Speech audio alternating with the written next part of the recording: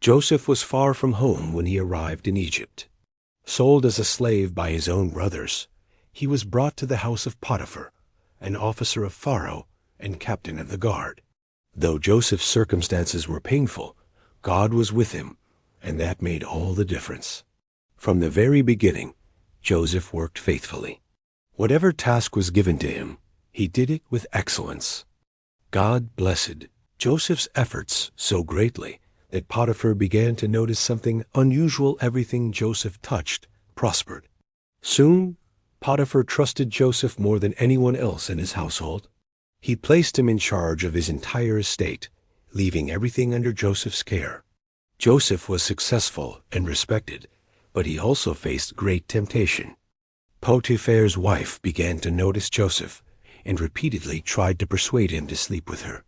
Day after day she spoke to him, but Joseph refused. He said, "My master has trusted me with everything in his house. How then could I do such a wicked thing and sin against God?"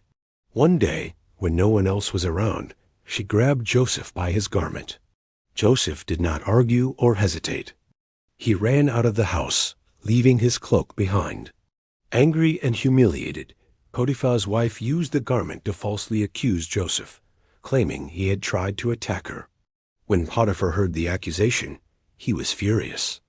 Without giving Joseph a chance to defend himself, he had him thrown into prison. Though Joseph had done nothing wrong, he suffered for his faithfulness. Yet even in prison, God did not abandon Joseph. The Lord remained with him and gave him favor in the eyes of the prison keeper. Once again, he was placed in a position of responsibility.